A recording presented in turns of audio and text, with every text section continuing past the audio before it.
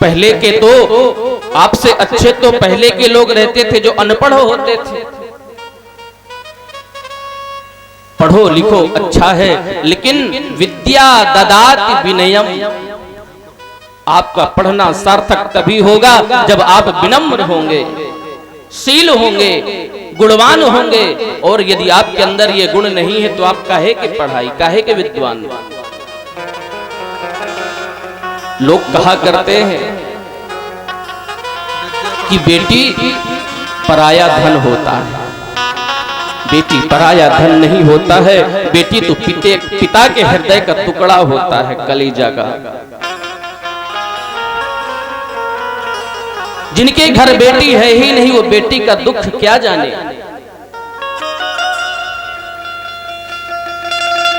इसलिए हम भी कहा करते हैं कि बेटी लाख पराया धन है, पर वो हृदय का टुकड़ा होती है। जिसने बेटी जाई ही नहीं, वो बेटी का दुख वो क्या जाने। बेटी का दुख वो क्या जाने। इसलिए हमारी बहनों, आपको समझने की आवश्यकता है, जागृत होने की आवश्यकता है। आपको जागना पड़ेगा। और यदि हमारे देश की पत्नियां, कन्याएं यदि सुरक्षित हो जाएं तो इस देश को कोई रोकने वाला नहीं है। या आज भी भारत सोने की चिड़िया थी और सोने की चिड़िया है और सदैव सोने की चिड़िया रहेगी। इसको कोई नष्ट करने वाला नहीं है। क्योंकि हमारे सनातन की एक सबसे बड़ी बात है, किसी भी धर्म में, किसी भी देश में भारत के सिवा प्रत्येक नारी के नाम के आगे देवी से संबोधित नहीं किया जाता है। एक भारत की ही नारी ऐसी है जिसके नाम के आगे देवी लगाया जाता है।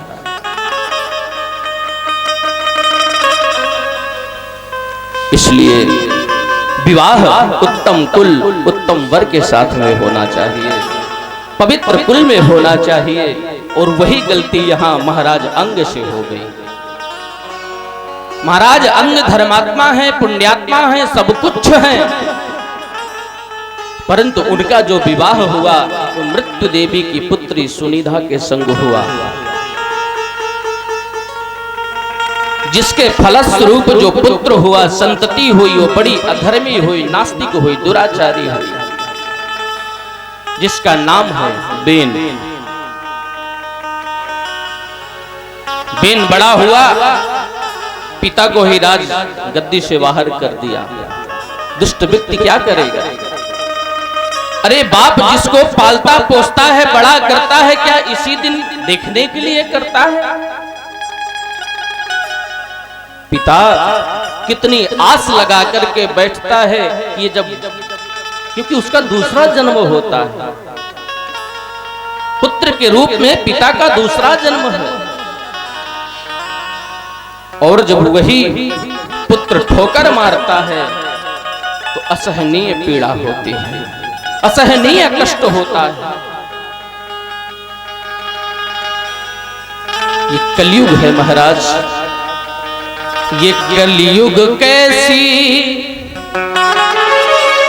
उल्टी गंगा बहा रहा है। माता पिता को बेटा ठोकर लगा रहा है। एक था वो रावण, एक थी सीता, मारा गया था रावण, हरी गई थी सीता। अब हर घर में रावण सीता चुरा रहा है। माता पिता को बेटा ठोकर लगा रहा है। आप जरा देखिए तो, विचार करते तो देखिए, वृंदावन में जितने भी वृद्धाश्रम भरे पड़े हैं, जितने माता पिता हैं, सब वृद्धाश्रम में पड़े हैं। राम राम, अरे धिक्कार है तुम्हारे जीवन का उस संतति को जो जिन्होंने तुमको पाला पोसा बड़ा किया, उसको तुम वृद्धावस्था में सेवा करने के बजाय तुम उसको बाहर निकाल देते हो। हमने बहुत जगह देखा है, भरे पड़े हैं वृद्धाश्रम, और जब उनकी मृत्यु हो जाती है तो देखने भी नहीं जाते हैं, हाल खबर भी लेने नहीं जाते हैं। इसलिए जिस समय अंग महाराज को बाहर बेन ने निकाला, अंग महाराज दुखी होकर के समाज से मुख को छिपा करके अपने ही राज्य में विलीन हो गए। बहुत पता किया, कोई पता नहीं चला, और जब पता नहीं चला तो बेन स्वयं राजा बन करके बैठ गया। और राजा बनते ही उसने घोषणा कर दिया, न यष्टव्यम न दातव्यम न होतव्यम दुजाह क्वचित इति निवारयत् धर्मं भेदी घोषेण सर्वशः। यदि कोई भी आचार्य ब्राह्मण को जप करना है, तप करना है, तपस्या करना है तो मेरे नाम का करेगा, क्योंकि राजा प्रजा के लिए सर्वथा भगवान के रूप में होता है। स्वयं भगवान बन करके बैठ गया। विद्वानों को पता चला, महात्माओं को पता चला, वो सभी महात्मा विद्वान सूरीजन आकर के बेन को समझाने का प्रयास किया। महाराज, ये तुम्हारा दुराग्रह है, इस प्रकार से आज अनादि से भगवान का भजन चला आ रहा, उसको तुम बंद कराना चाहते हो। तुम भले ही राजा हो तो हमारे तप के द्वारा आपकी क्या सामर्थ्य, आप हमको रोक सकेंगे? लेकिन बेन ने कहा, यदि आपको यज्ञ करना है तो मेरे नाम का करिए, बेनाय नमः स्वाहा। मंत्र जपना है तो बेनाय नमः का मंत्र जपो, क्योंकि मैं आप सभी का पालन करता हूं। विद्वानों को अच्छा नहीं लगा, महात्माओं को अच्छा नहीं लगा। उन्होंने अट्टहास किया, गर्जना किया जोरदार की। जो 8 फीट सिंहासन में बैठा था बेन, वो धड़ाम से जमीन पर गिर गया और उसकी मृत्यु हो गई। अब संतों ने विचार किया कि अब क्या किया जाए, क्योंकि राजा तो रहा नहीं, हमको राज्य से कोई मतलब नहीं है। ठहरे संत महात्मा, रमता जोगी बहता पानी। 2 मीटिंग का भोजन मिला तो अच्छा नहीं, 1 मीटिंग से ही काम चला लेंगे, हमको तो भजन करना है। उन आचार्यों ने उस शरीर का मंथन किया, और जो मंथन किया तो उससे निषाद उत्पत्ति हुई। काला काला पुरुष, बड़े बड़े बाल, लाल केस, रक्त वर्ण केशों के। फिर दोबारा से मंथन किया तो दाहिने अंग से एक पुरुष और वामांग से एक कन्या प्रकट हुई। उस महापुरुष के शंख चक्र गदा पद्म के चिन्ह थे शरीर में, इसलिए विद्वानों ने नाम दिया पृथु महाराज। और जो कन्या थी अर्ची देवी, उनके संग विवाह कर दिया, राज्य का निर्वहन करने लगे। महाराज पृथु ने देखा कि इस पृथ्वी में तो एक भी अन्न ही नहीं है। हमारे पिता के अत्याचार के कारण ये पृथ्वी जितने भी रत्न हैं सभी को छिपा करके बैठ गई है। पृथु महाराज ने अन्वय विनय किया, प्रणाम करके याचना किया। पृथ्वी माता गौ के रूप में परिणित हो गई और पृथु महाराज ने सभी रत्नों को दोहन कर लिया। और जितने भी पाषाण पहाड़ थे सभी को, यहाँ की भूमि को समतल किया और उत्तराखंड भेज दिया सभी पहाड़ों को। बोलो राधे राधे। प्रेम से राज्य चलने लगा। पृथु महाराज ने अब संकल्प लिया कि हमको 100 अश्वमेध यज्ञ करना है। 100 अश्वमेध यज्ञ का संकल्प करके एक एक यज्ञ पूर्ण होते चले जा रहे हैं।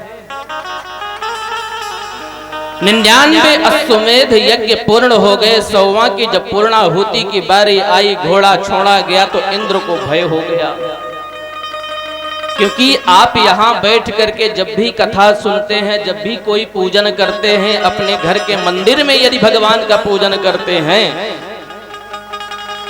तो पूजन करते समय आसन जरूर होना चाहिए, बिना आसन के पूजन नहीं करना चाहिए। और जब पूजन संपन्न हो जाए तो उस आसन को प्रणाम करना चाहिए। आसन के नीचे जल डालो और उस जल को मस्तक से लगाओ, अब बोलो इंद्राय नमः। तो तुमने जो पूजन किया है, अर्चन किया है, वो फल तुमको मिलेगा। यदि तुमने आसन को प्रणाम किए हुए बिना ही उठ गए तो जितना फल है पूजा का सब इंद्र ले जाएगा। क्यों? क्योंकि उसको भय रहता है कि यहाँ पर इतना तपस्या कर रहा है, जप कर रहा है, कहीं मेरा इंद्रासन न चला जाए। जो इस पृथ्वी लोक में आकर के 100 अश्वमेध यज्ञ पूर्ण कर लेता है उसको इंद्र का पद एक बार अवश्य मिलता है, इसमें कोई संदेह वाली बात नहीं है। घोड़ा को इंद्र चुरा करके ले गया, साधु का भेष बना करके। तभी से पाखंड, देखिए जितने भी अत्याचार होते हैं जरा विचार करिए, जो भी अत्याचारी व्यक्ति है, पाप करता व्यक्ति है, वो साधु का ही भेष बनाएगा, ब्राह्मण का भेष बनाएगा और गलत काम करने के बाद में अपने भेष में फिर आ जाएगा। तो हमारे जो सच्चे संत हैं, सच्चे महात्मा हैं, जो भजनानंदी महात्मा हैं, उन सभी को बदनामी होती है। तो इंद्र ने भी संत का भेष बना करके घोड़ा को चुराया। तो जब पृथु महाराज के पुत्रों को पता चला तो वो इंद्र से जीत करके घोड़ा को लाए, इसलिए एक नाम पड़ गया उनका विजिताश्व, उन पुत्रों का। वहीं से पाखंड शुरू हो गया, पापस्य खंडः इति पाखंडः। जो पाप का ही छोटा खंड मूर्ति स्वरूप है वही पाखंड है।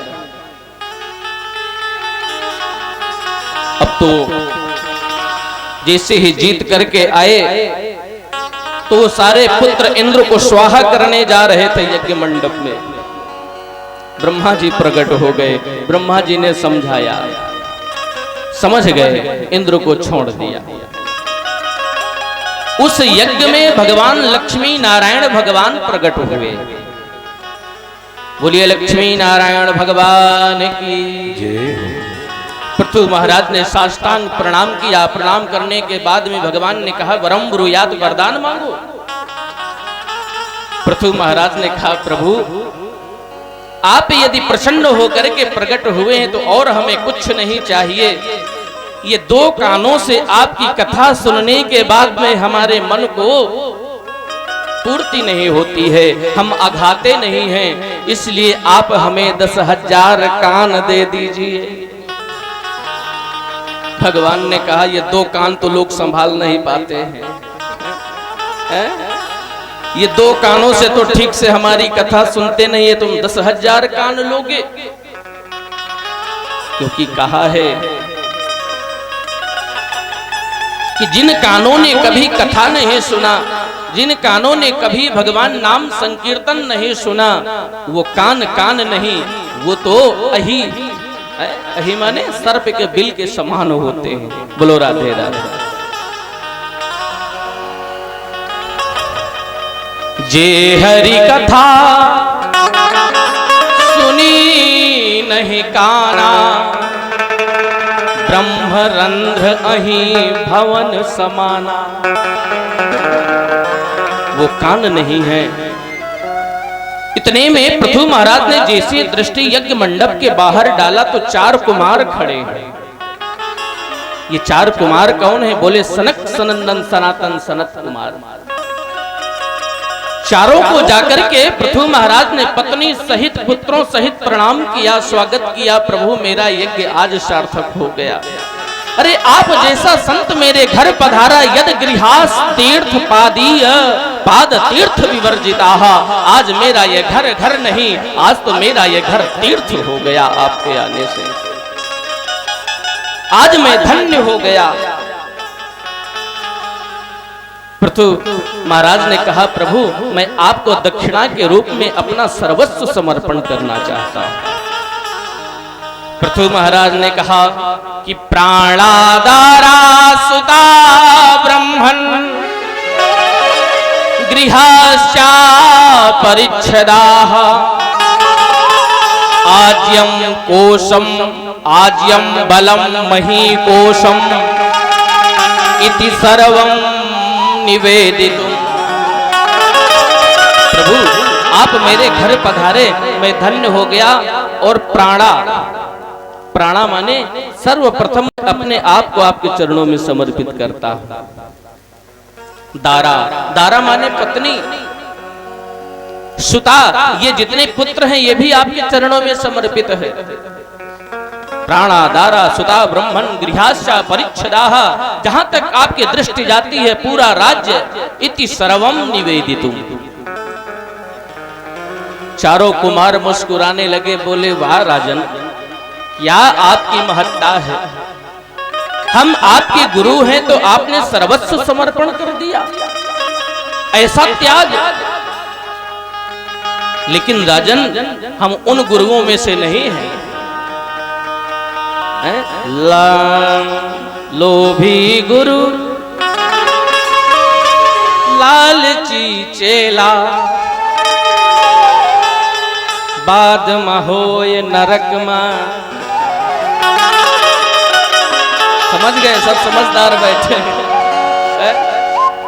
तो उन गुरुओं में से नहीं है, ये राज्य हम लेकर के करेंगे क्या। इसलिए इस राज्य को तो आप ही संभालो, लेकिन अपना मान करके नहीं। ये ध्यान रखना, जीव से व्यक्ति से कब गलती होती है, जब वो अपना मान लेता है। जब ये स्वयं को मान करके कार्य करता है तो गलतियां करता है। और जब हम नौकरी करते हैं, समझिए जरा, सेठ जी हैं, सेठ जी तो अपने घर पे बैठे रहते हैं। जो सेठ जी के मुनीम होते हैं वो सारा कारोबार देखते हैं, चलाते मुनीम है। सेठ जी को ये भी नहीं पता कि कितना माल आया, कितना माल गया, कितना टर्न ओवर हुआ, उन्हें कुछ भी मालूम नहीं है। लेकिन मुनीम जी को ये भय है कि कहीं सेठ जी आ गए तो हिसाब किसी भी दिन ले सकते हैं। तो यही चीज सनकादिक ऋषियों ने भी पृथु महाराज से कहा कि जिस तुम दुख के कारण, जिस कारण ये राज्य मुझे देना चाहते हो, तो हमको नहीं चाहिए। ये राज्य पुनः तुम प्राप्त करो, लेकिन अपना मान करके मत चलाना। तुमने हमको दे दिया है, इसलिए हमारा मान करके चलाना, कभी तुमसे गलती नहीं होगी। यदि आजकल के गुरुजी होते तो कहते जजमान जी सबसे पहले तो एक कोठी पहले तुम खाली करो। बोलो जय श्री कृष्ण, बोलो जोर से जय श्री कृष्ण। इस प्रकार से पृथु महाराज ने भूमि को समतल किया। भगवान सुखदेव कहते हैं राजन, इन्हीं के वंश में एक प्राचीन बड़ी राजा हुए। वो भी बड़े यज्ञ करते थे, लेकिन यज्ञों में पशुओं के बलि देते थे। जब पशुओं की बलि देते थे तो एक दिन नारद जी आए और प्राचीन वरी को ऊपर बोले, राजन जरा ऊपर दृष्टि डालो। जैसे उन्होंने ऊपर दृष्टि डाल करके देखा तो वहां पर जिन जिन पशुओं की बलि दिया था यज्ञ में, वो सारे पशु नीचे की ओर देख रहे हैं। लाल लाल बड़ी बड़ी आंख कर रखा है, जीवा लपलपा रहे हैं, दांत बड़े बड़े दिखा रहे हैं। प्राचीन बरी राजा तो डर गए। प्राचीन बरी राजा ने कहा, अरे नारद जी मैं क्या देख रहा हूं देवर्षि। बोले राजन तुमने जो बलि दिया है वो तो अच्छा समझ करके किया है, लेकिन यज्ञ में कभी भी जीव की बलि नहीं होती, क्योंकि यज्ञ भी दो प्रकार का होता है।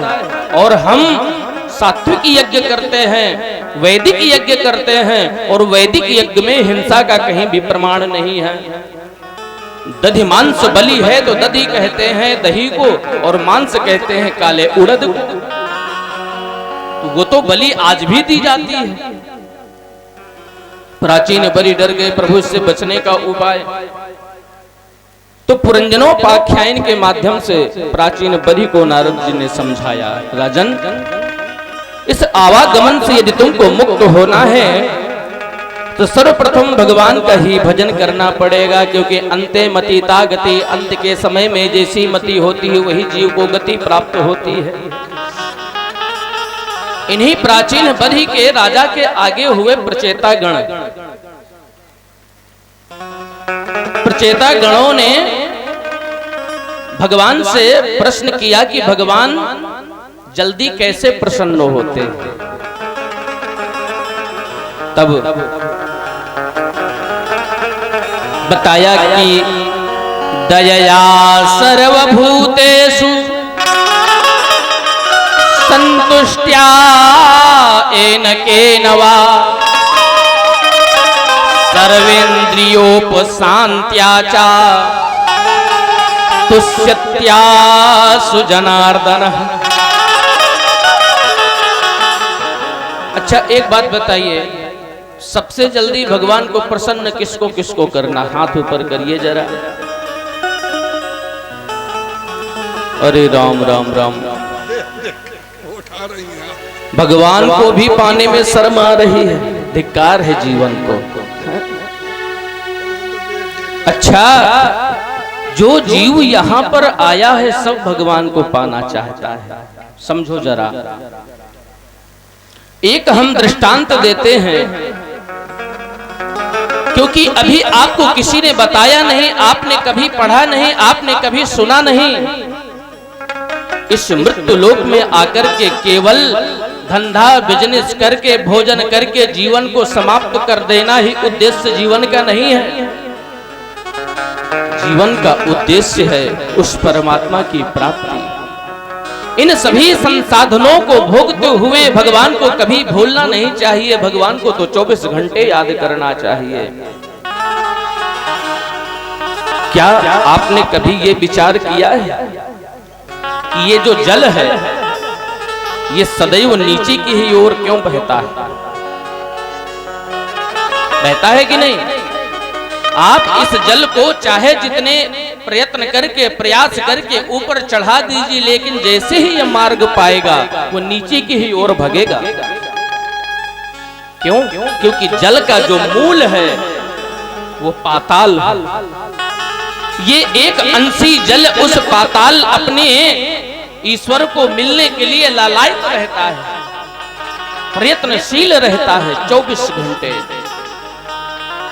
ये जो दीपक की लौ है सदैव ऊपर की ओर क्यों जाती है? क्या आपने कभी सोचा? जब भी आप आरती करते हैं, दीपक जलाते हैं, सामने दीपक रखते हैं, वो दीपक की लौ सीधा जाती है, एकदम सीधा।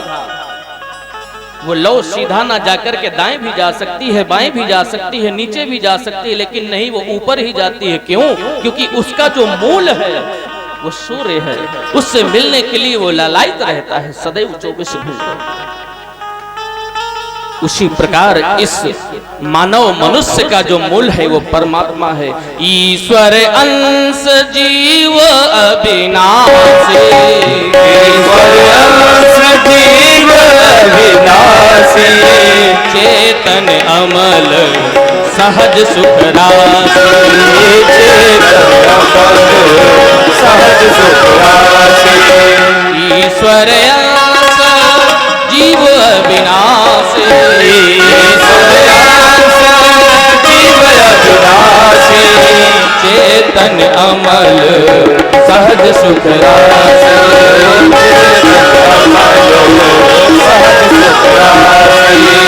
चेतन अमल सहज सुख राशि। क्योंकि इस अंशीभूत जीव का जो मूल तत्व है वो परमात्मा है, उसको कभी भूलना नहीं चाहिए। तो क्या कहते हैं? दया। जरा ध्यान लगा करके सुने, चश्मा वाली मैया क्या कि प्रत्येक जीव पर दया का भाग रखना। दया का भाव जब रहेगा प्रत्येक जीव पर, मतलब हिंसा नहीं करना है, चाहे वो चींटी ही क्यों ना हो। जितनी चेतना शक्ति आपके अंदर है उतनी ही चेतना शक्ति उस जीव के अंदर भी है। दयया सर्वभूतेषु, प्रत्येक प्राणी पर दया का भाव रखो, प्रत्येक जीव पर दया का भाव रखो। संतुष्ट्या एन के नवा। दूसरी बात, आप जिस स्थिति में जिस परिस्थिति में हैं उतने में ही संतुष्ट रहो। कोई संतुष्ट रहता है क्या? जब आवे संतोष धन, सब धन धूरी समान। यदि संतोष धन आ जाए तो सब धन धूरी, मिट्टी के धूल के समान लगने लगते हैं। यदि इस जीवन को जीने के लिए वस्त्र की आवश्यकता है तो जीवन में आवश्यकताएं तो पूरी की जा सकती हैं, लेकिन इच्छाएं नहीं पूरी की जा सकती।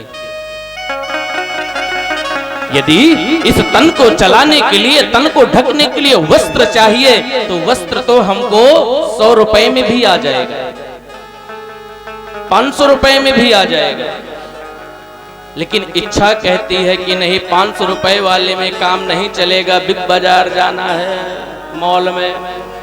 तो जब वहां जाएंगे तो 500 रुपए वाली टी शर्ट आपको 1500 रुपए की मिलेगी। तो जो व्यक्ति 500 में काम चला सकता है, संतुष्ट रह सकता है, उसकी इच्छाएं कहती हैं कि नहीं 1500 वाली तो पड़ोसी पहनता है, मैं भी पहनूंगा। तो वो कैसे सुखी रहेगा? वो सुखी नहीं रह सकता है। इसलिए आप जितने में भी हैं, जैसे भी हैं, वैसे आप संतुष्ट रहिए। संतुष्ट्या एन केनवा।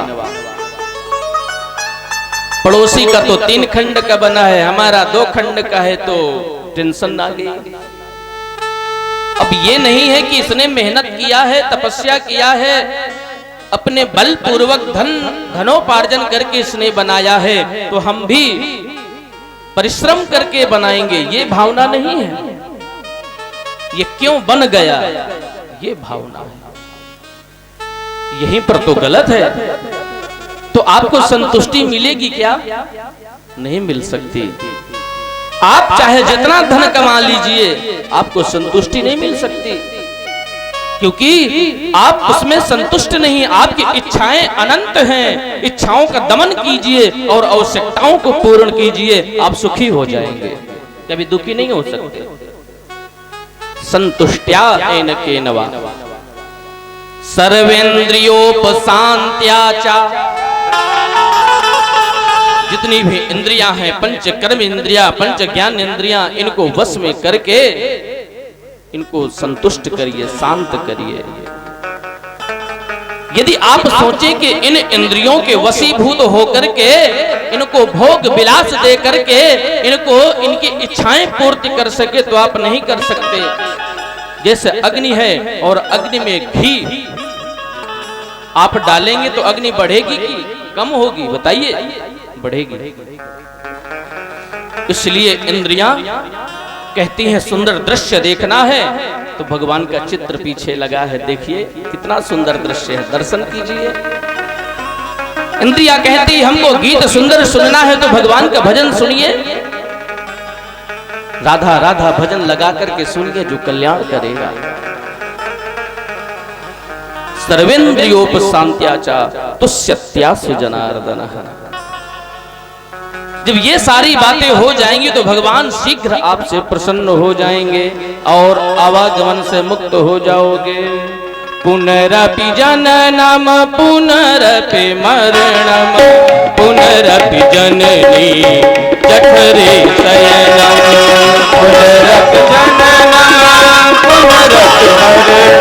पुनरपि जननम पुनरपि मरणम पुनरपि जननम पुनरपि जननी जठरे शयनम पुनरपि जननम पुनरपि मरणम पुनरपि जननी जठरे शयनम।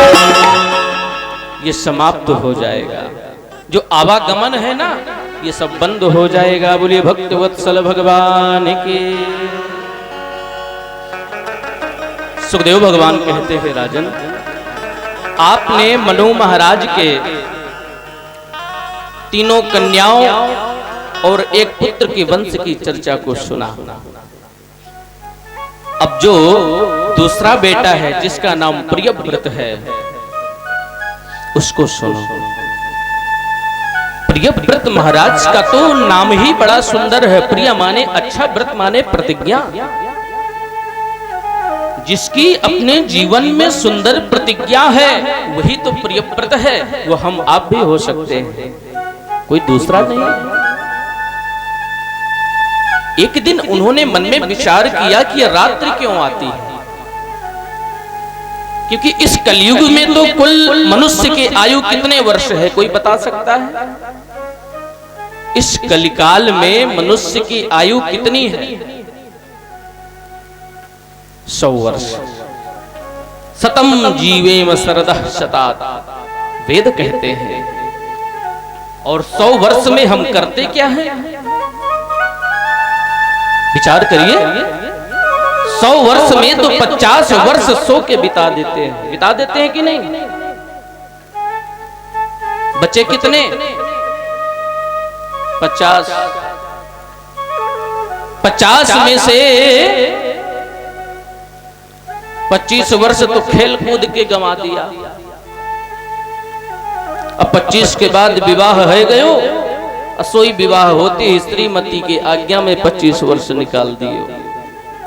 क्या बचा? 0।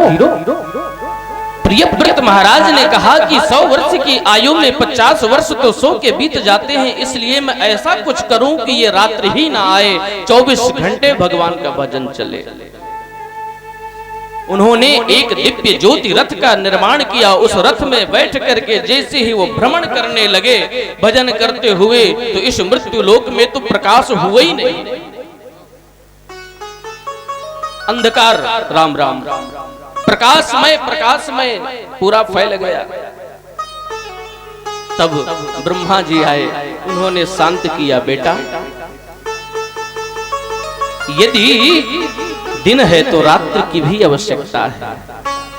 ये प्रकृति है, इस प्रकृति को बदलने का आप प्रयास मत करिए, क्योंकि आगे कलिकाल है और कलयुग में तो व्यक्ति सिर्फ 12 घंटे ही जो दिन होता है उसी में दम मचा के रखता है, और सोने का जो समय है वो भी तुमने यदि दिन कर दिया तो सोएगा तो बिल्कुल नहीं है। जब सोने का समय आता है तब भी उसको नींद नहीं आती। क्यों? क्योंकि सोते हुए वो हिसाब करता है,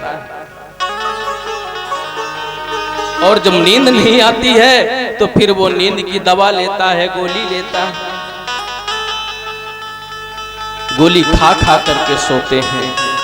प्रियव्रत महाराज ने दुराग्रह का परित्याग कर दिया। प्रियव्रत महाराज के 9 पुत्र हुए। प्रियव्रत महाराज, ये जो जम्बूद्वीप है, इन्होंने प्रियव्रत महाराज ने 7 द्वीपों की रचना की। सालमल, जम्बू। तो महाराज जम्बूद्वीप के राजा आग्नेन्द्र हुए, जो बड़े बेटा है। उन्होंने 9 खंड किया, और 9 खंड होने के बाद में जिस भूमि पर आप बैठे हैं इस भूमि का नाम है अजनाब खंड। और अजनाब खंड के राजा हुए नाभि। नाभि महाराज, इनके पुत्र हुए ऋषभदेव, और ऋषभदेव का विवाह इंद्र की पुत्री जयंती के संग हुआ। इनके 10 पुत्र हुए। बड़े पुत्र का नाम है भरत, ऋषभदेव अपने पुत्रों को ब्रह्मानंद विषयानंद के विषय में बताते हैं, कथा सुनाते हैं, समझाते हैं। समझाने के बाद में ब्रह्मानंद की प्राप्ति के लिए भरत ऋषभदेव अपने ही राज्य में विलीन हो जाते हैं, गृहस्थ को छोड़ के चले जाते हैं, भरत का राज तिलक कर देते हैं। और ऋषभदेव कोई साधारण संत नहीं, उच्च कोटि के संत हुए। चाह गई चिंता नसी मनुआ बेपरवाह, जिसको कछु न चाहिए सोई साहंसाह। ऋषभदेव एक किनारे पर पड़े रहते हैं, भजन करते हैं, सिद्ध महात्मा हो गए। सभी लोगों की भीड़ लगने लगी, मनोकामनाओं की पूर्ति होने लगी। महाराज जी ऐसा आशीर्वाद दीजिए हमारे बहू के सुंदर सा बालक हो जाए। आशीर्वाद दे दिया, सोई बालक हो गया। अब तो वहां भीड़ लगने लगी। ऋषभदेव ने विचार किया कि जिस लिए मैं गृहस्थ को छोड़ करके जंगल में आया हूं भजन करने के लिए, ये तो यहां भी भीड़ लगने लगी। तो ऋषभदेव जी ने फक्कड़ रूप धारण कर लिया, पागल हो गए।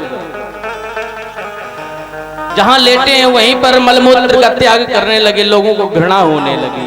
अरे ये बाबा तो पागल हो गया, अपने काम का नहीं रहा, छोड़ो चलो बाहर। ऋषभदेव जी ने कहा झंझट छूट गया। बोलो जय श्री कृष्ण।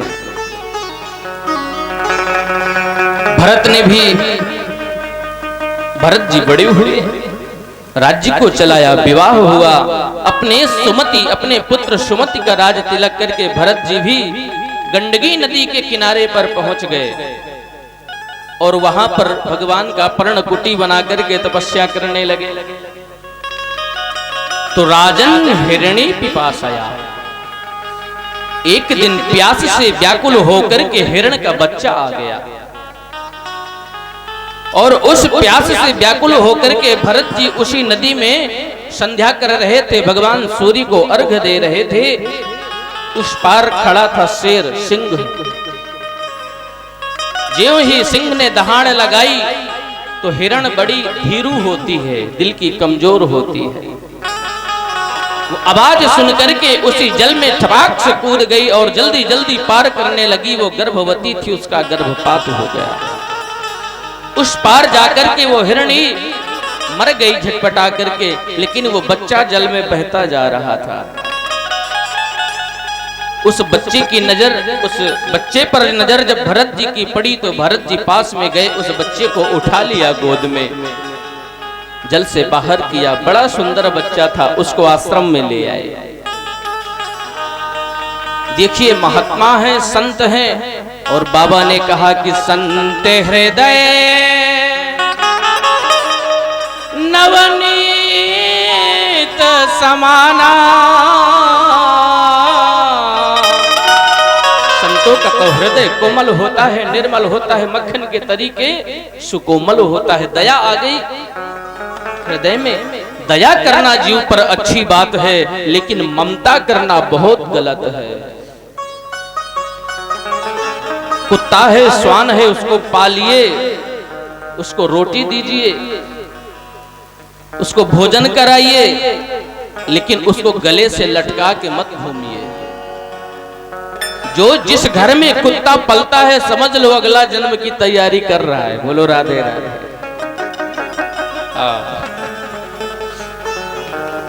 भरत जी महाराज हिरण के बच्चा को लेकर के आए और आने के बाद में उससे स्नेह करने लगे।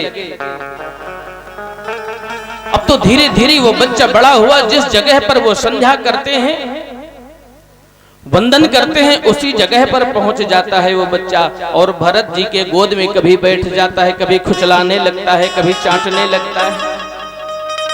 तो भरत जी जब तक उस बच्चे को नहीं खिला देते तब तक स्वयं कुछ नहीं खाते। और एक दिन हिरणों का झुंड आया, उस हिरणों में वो बच्चा चला गया।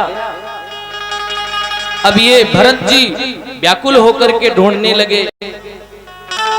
पूरे जंगल ढूंढ डाला, नहीं कहीं पता चला। उसी क्षण उसी वियोग में भरत जी का प्राणांत हो गया। और जब प्राणांत हुआ तो शास्त्र कहते हैं कि अंते मति ता गति चिंतन चल रहा था उस हिरण का, तो अगला जन्म हिरण ही बनना पड़ा। लेकिन संचित पुण्य के प्रभाव से उनको सब याद रहा कि मैं किस प्रकार से हिरण बन करके आया। जंगल में एक दिन आग लग गई, सारे तो हिरण भग गए, लेकिन भरत जी ने सोचा कि इस शरीर को कितने दिन धारण करके रखूंगा। उस आग के कुंड में अपने आप को समाप्त कर लिया और भगवान का चिंतन करते हुए सो अगला जन्म जो प्राप्त हुआ वो अंगिरा गोत्री ब्राह्मण के यहाँ जन्म मिला। वहां भी इनका नाम भरत पड़ा। पंडित जी ने जन्मांग देखा, कुंडली देखी, वाह ग्रह नक्षत्र तो बड़े सुंदर हैं, ऐसा बालक तो बड़ा विद्वान होगा, बड़ा धर्मात्मा होगा। चलिए कोई बात नहीं, जो हम कथा करते हैं अब आज के बाद पीछे तैयार होगा हमारा बेटा, ये सोच लिया।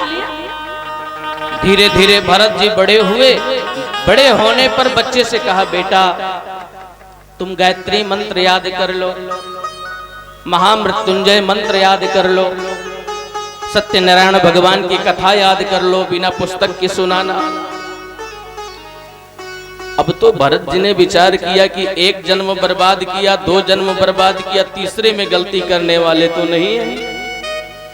भरत जी को सब कुछ याद है, लेकिन एक भी मंत्र नहीं सुनाया पिताजी को।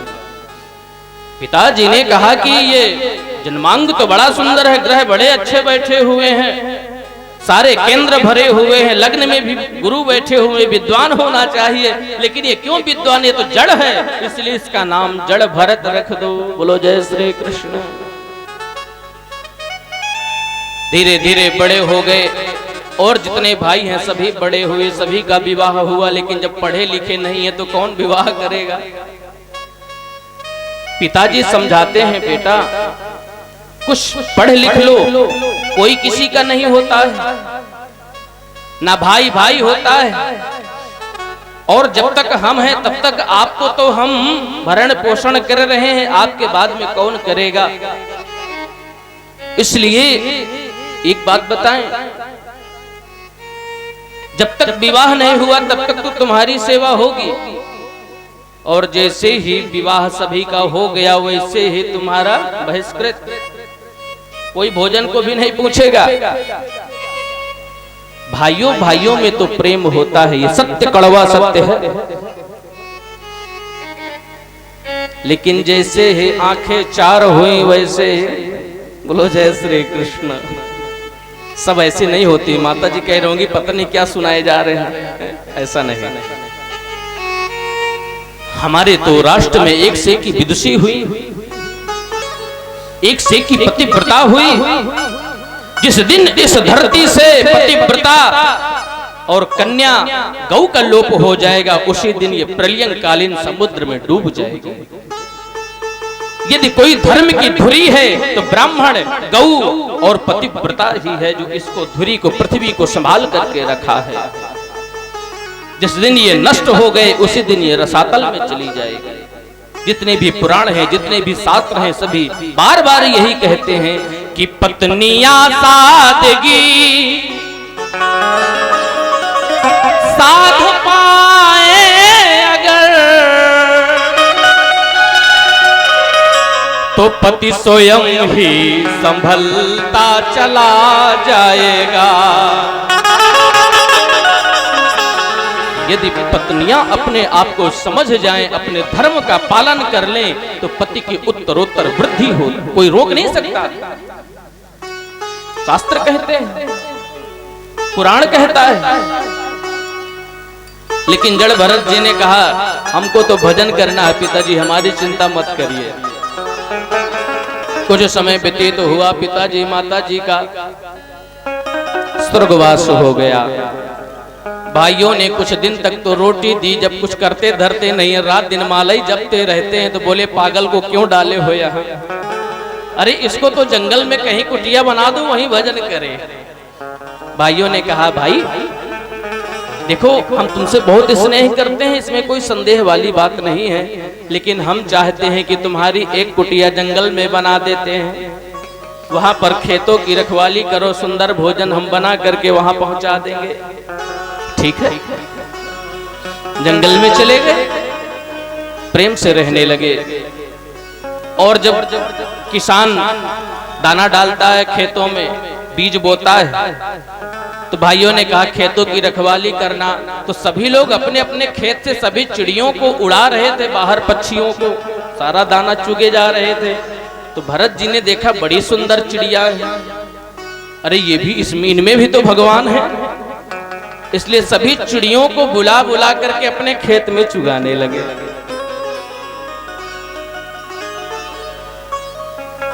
राम जी की चिड़िया राम जी का खेत, खाओ मेरी चिड़िया भर भर पेट। राम जी की चिड़िया राम जी का खेत, खाओ मेरी चिड़ियों भर भर पेट। राम जी की चिड़िया राम जी का खेत, खाओ मेरी चिड़िया भर